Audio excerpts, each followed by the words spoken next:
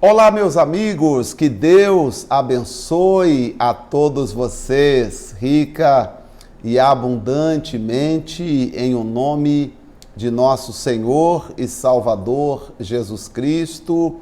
Eu sou o pastor José Maria, da Igreja Identidade de Cristo. Estamos chegando com mais um devocional, falando hoje do Evangelho de João. O capítulo é o de número 12. Estamos caminhando e agora nós vamos ver já Jesus falando sobre a sua morte, já a partir do capítulo 12 de João, ele já vai mais intensificar a sua fala sobre os seus últimos momentos. Entretanto, o Evangelho de João, ele vai nos contar um pouco diferente momentos que Jesus viveu com os discípulos, vai trazer um pouco mais de detalhes que Mateus e Marcos e Lucas não trouxeram. Então, seja bem-vindo à nossa leitura. Eu peço, se você ainda não é inscrito no nosso canal, se inscreva, por favor, e ative também o sininho das notificações para você, sempre que postarmos o vídeo, você ser notificado. E então vamos à leitura. Pai, nós pedimos que o Senhor possa nos abençoar, nos dando a verdadeira sabedoria, que ao lermos a palavra, que essa paz que a palavra transmite, o amor que a palavra transmite, possa alcançar o coração de todas as pessoas. Então, Pai querido, nós estamos, no nome de Jesus, pedindo a tua ajuda, a tua bênção, a tua graça, em nome do Pai, do Filho e do Espírito Santo. Amém. Diz assim, João capítulo 12, foi, pois, Jesus 6 dias antes da Páscoa a Betânia, onde estava Lázaro, o que falecera e a quem ressuscitara dentre os mortos. Agora Jesus vai à casa de Lázaro, lá em Betânia. Agora o Lázaro está vivo.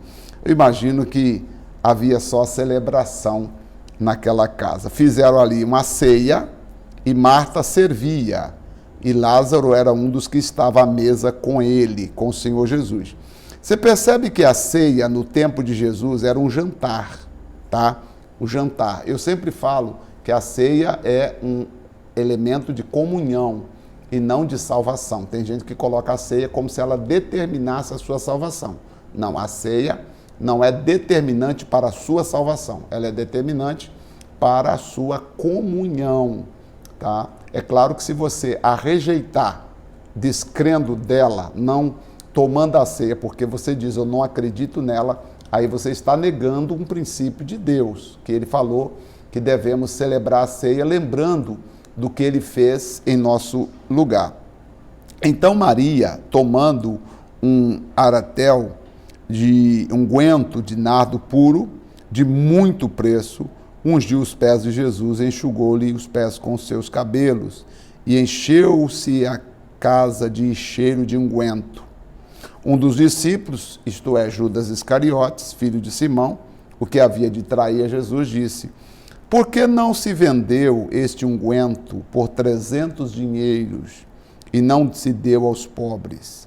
Ora, ele disse isso, não pelo cuidado que tivesse dos pobres, mas porque era ladrão e tinha a bolsa e tirava o que ali se lançava. Olha uma coisa interessante, os outros evangelhos não falam aqui que Judas era ladrão, né? A gente vê sempre que Judas traiu Jesus, né? A gente vê sempre, talvez você, esse fato aqui de Judas ser ladrão, eu sabia que estava escrito, mas já tinha escutado, mas a gente esquece, e a palavra se renova a cada dia. Então você percebeu aqui que além de trair Jesus, o Judas era ladrão, ele roubava o que colocava lá na oferta, ele roubava. Que coisa, né? Misericórdia, misericórdia, misericórdia. Pensando isso aqui, é muito sério, né? Disse, pois, Jesus, deixa para o dia da minha sepultura, guardou isto. Porque os pobres sempre os tendes convosco, mas a mim nem sempre tendes. E muita gente dos judeus soube que ele estava ali e foram não só por causa de Jesus, mas também para ver a Lázaro, a quem ressuscitara dentre os mortos. E os principais dos sacerdotes tomaram deliberação para matar também a Lázaro. Olha que coisa, rapaz. Versículo 10, os principais sacerdotes agora falaram, nós vamos matar o Lázaro. Lázaro havia acabado de ressuscitar por Jesus e agora eles queriam matar o Lázaro, porque muitos dos judeus, por causa dele, ia e criam em Jesus. Percebeu? A inveja dos religiosos. Religiosos falam assim com você, você não pode ir na igreja X. O que o religioso fala? Você nasceu nessa igreja, você tem que morrer nessa igreja.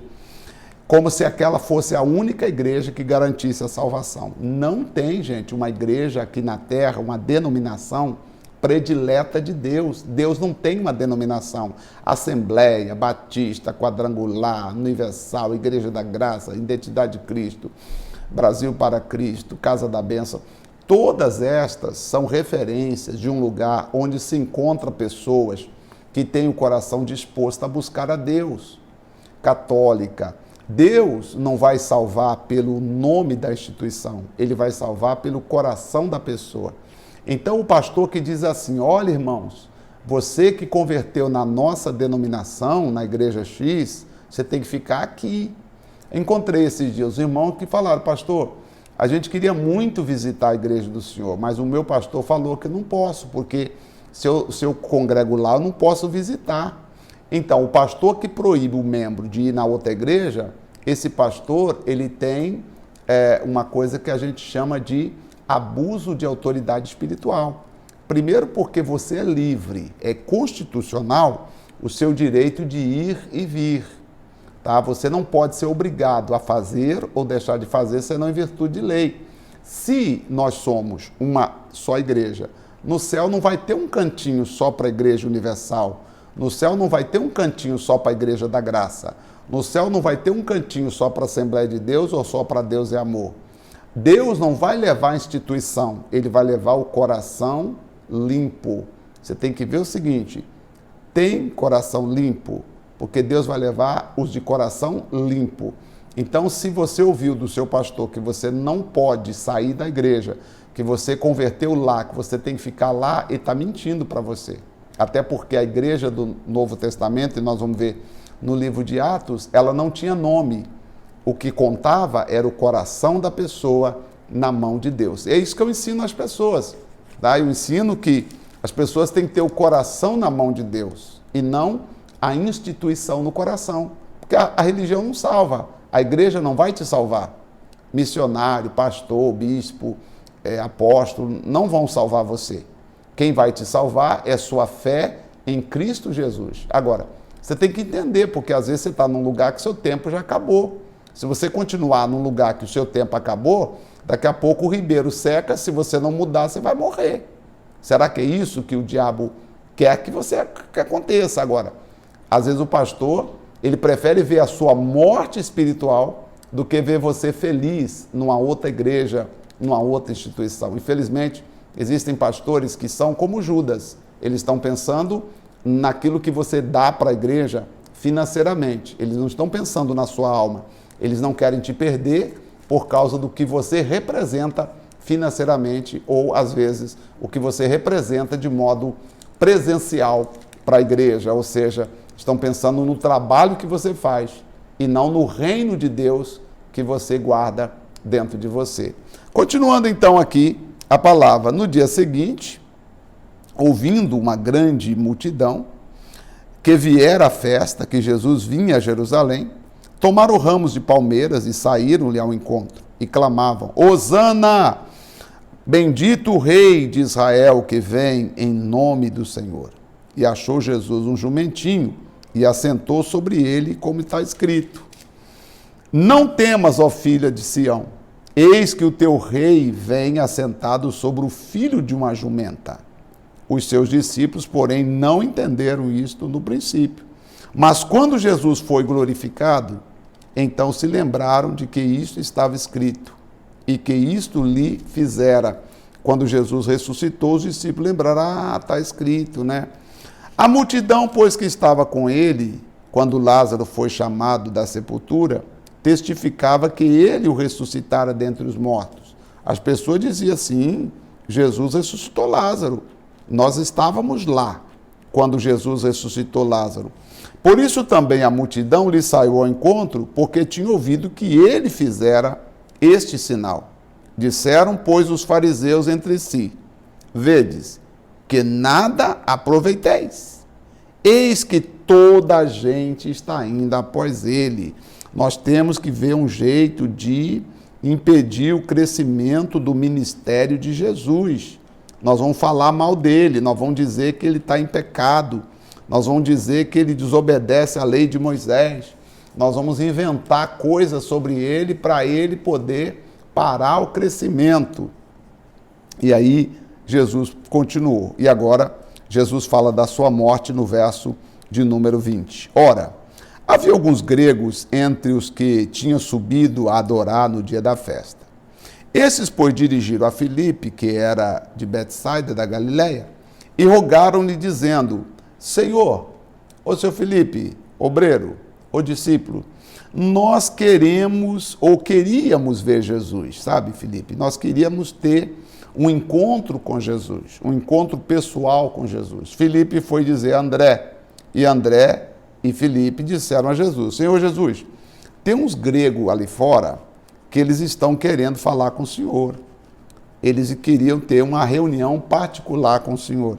Jesus respondeu dizendo, é chegada a hora em que o Filho do Homem há de ser glorificado. Na verdade, eu digo que se o grão de trigo caindo na terra não morrer, fica ele só.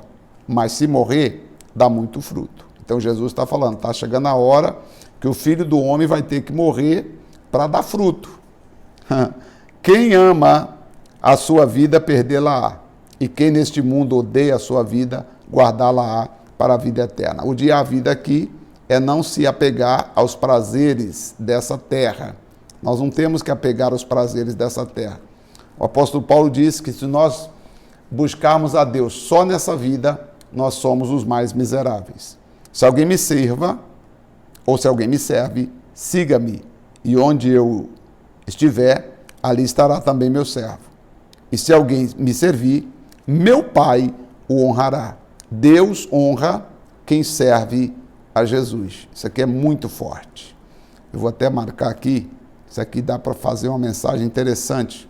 Porque Deus honra os que servem a Jesus. Agora a minha alma está perturbada, disse Jesus. Que direi eu? Pai, salve-me desta hora. Mas para isto vim a esta hora. Pai, glorifica o teu nome. Então veio uma voz do céu que dizia, já o tenho glorificado e outra vez o glorificarei. Ora, a multidão que ali estava e que ouvira dizia que havia sido um trovão. Outros diziam, um anjo falou com ele. Respondeu Jesus e disse, não veio esta voz por amor de mim, mas por amor de vós. Agora é o juízo deste mundo. Agora será expulso o príncipe deste mundo. E eu, quando for levantado da terra, todos atrairei a mim. E dizia isto, significando de que morte ele haveria de morrer. Respondeu a multidão, nós temos ouvido da lei que o Cristo permanece para sempre. E como tu dizes que convém que o Filho do Homem seja levantado? Quem é esse o Filho do Homem? Disse Jesus. A luz ainda está convosco por um pouco de tempo. Andai enquanto tendes luz, para que as trevas vos não apanhem. Pois quem anda nas trevas não sabe para onde vai. Enquanto tendes luz, crede na luz, para que sejais filhos da luz. Estas coisas disse Jesus, e retirando-se, ocultou deles. Parece que Jesus aqui não fala com os gregos, que queria uma reunião particular com ele. Não está relatado aqui. E ainda que tinha feito tantos sinais diante deles, não criam nele, para que se cumprisse a palavra do profeta Isaías que diz: Senhor, quem creu na nossa pregação? E a quem foi revelado o braço do Senhor? Por isso não podia crer. Então Isaías disse outra vez: cegou-lhes os olhos, endureceu-lhes o coração, a fim de que não vejam com os olhos e compreenda com o coração e se converta, e eu os cure. Isaías disse isso quando viu a sua glória e falou dele. Isaías falou de Jesus. Isaías viu a glória de Jesus. Apesar de tudo, até muitos dos principais creram nele, mas não o confessavam por causa dos fariseus, para não serem expulsos da sinagoga. Então, muitos fariseus ou muitos príncipes da sinagoga, eles creram em Jesus, só que eles não podiam confessar para não ser expulsos da sinagoga, porque amava mais a glória dos homens do que a glória de Deus. Você percebeu que as pessoas criam em Jesus, mas ficavam com medo de falar. É igual aquele irmão, né, que tem medo de ir na outra igreja e o pastor dele vê. Está amando mais a glória de quem? Mais a glória do homem do que a glória de Deus, né? Oh, Jesus Cristo, meu Deus. Jesus chamou e disse: quem crê em mim, crê não em mim, mas naquele que me enviou. Entendestes? Se crê em Jesus, você está crendo em Deus. E quem me vê a mim, vê aquele que me enviou.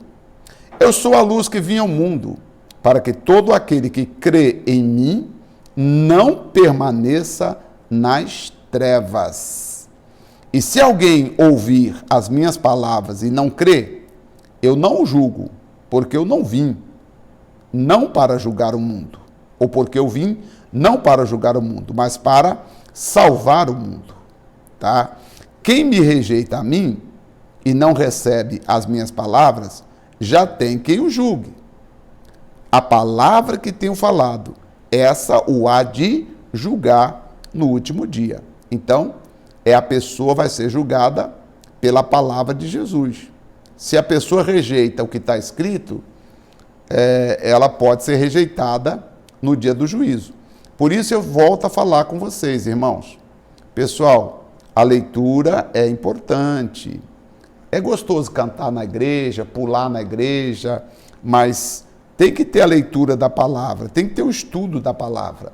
Porque se você não conhece a palavra, como é que fica a vida espiritual de uma pessoa que não conhece a palavra? Por exemplo, volta aqui a leitura. Olha, vamos voltar aqui. Versículo 48. Quem me rejeita a mim e não recebe as minhas palavras, já tem quem o julgue. A palavra que tenho pregado, essa o há de julgar no último dia. Então, depois da morte vem o juízo. E esse juízo vai ser de acordo com o quê? Vai ser de acordo com a palavra de Deus, a Bíblia Sagrada. Quem ama a palavra, ama a Deus. Quem rejeita a palavra, rejeita o próprio Deus. E aí Jesus disse: porque eu não tenho falado de mim mesmo, mas o Pai que me enviou, ele me deu mandamento sobre o que hei de falar e sobre o que hei de dizer. E sei que o seu mandamento é a vida eterna, tá? O Pai deu o mandamento, e o mandamento que o Pai deu é a vida eterna, tá? É a vida eterna. Portanto, o que eu falo como o Pai me tem dito. Eu estou falando daquilo que o Pai me mandou falar. Então, se vocês não receberem a minha palavra, vocês serão julgados por esta palavra. Então, acho que o versículo 12, o capítulo 12 aqui nos deu bastante visão. Nós vamos estudar amanhã o capítulo 13, quando Jesus lava os pés dos discípulos. E aí Jesus já começa a chamar mais sério os discípulos sobre a sua morte. Bom, pessoal, vocês viram que, infelizmente, a religião manipula as pessoas. Vocês viram que Judas tinha um título, além de o traidor, ele ainda era ladrão, ele roubava o que era colocado na sacola. E nós precisamos orar, porque existem tantas pessoas hoje dizendo que estão fazendo tanta coisa em nome de Deus e fazendo quase nada.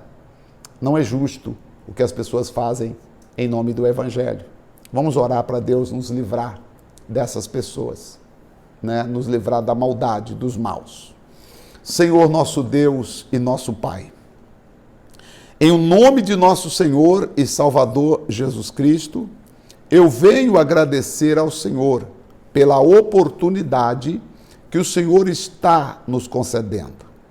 A oportunidade que eu tenho é a oportunidade de agradecer ao Senhor, louvar o Senhor, engrandecer o Senhor juntamente com as pessoas. Já são milhares de pessoas que estão todos os dias acompanhando o nosso devocional.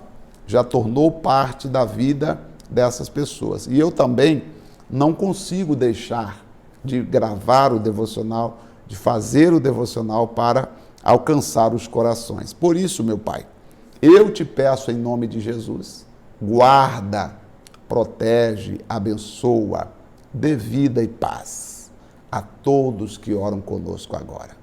Que o Senhor venha abençoar a cada pessoa, cura o enfermo, cura o doente, ajuda, Senhor, o necessitado, levanta o fraco, o caído, e seja a luz deste meu Pai que está vivendo uma vida difícil. Eu te peço em nome do Pai, do Filho e também do Espírito Santo. Amém. Graças a Deus. Que o Senhor te abençoe, que o Senhor te guarde, que você tenha mais uma semana de muita paz. Mas amanhã eu voltarei com o nosso devocional, já lendo João capítulo 13. Deus abençoe, um forte abraço e até o nosso próximo encontro. Até lá.